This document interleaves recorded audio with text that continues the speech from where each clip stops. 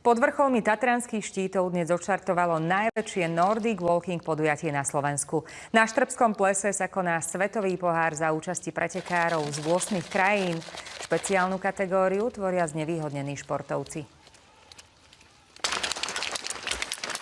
Na Štrbskom plese vládne skvelá atmosféra. Pred štartom sa pretekári poriadne rozcvičili a zvolili si 21, 10 alebo 5-kilometrovú trať. Dnes ideme Nordic Walking a zajtra bude Nordic Walking biatlon. Je to úplne nová disciplína, ktorú tu na Slovensku všetkým predstavíme. Séria podujatí svetového pohára odštartovala v Taliansku. Nasledoval Kazachstan, Poľsko a už druhý rok sa koná aj na Slovensku. Trate v areáli snov patria medzi najnáročnejšie, ale aj najkrajšie.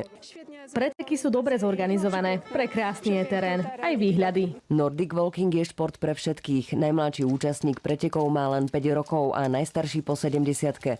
Táto severská disciplína pritiahla aj zdravotne znevýhodnených. Amazonky sú ženy, ktoré si prešli alebo bojujú s rakovinou prsníka. Ten Nordic Walking to je aktivita, ktorá vás veľmi nestojí a môžete ho robiť celý rok, v každom ročnom počasí. Nám teda veľmi pomáha našej diagnóze. My sme vlastne už všetky víťazky, lebo sme si už tým prešli. Našou úlohou a snahou je aj inklúzia zdravotne znevýhodnených, takže máme slabozrakých, nevidiacich, rôzne pohybové neurologické ochorenia a množstvo, máme až 12 diagnóz. Ja som bol po zakroku zdravotnom krčové žily.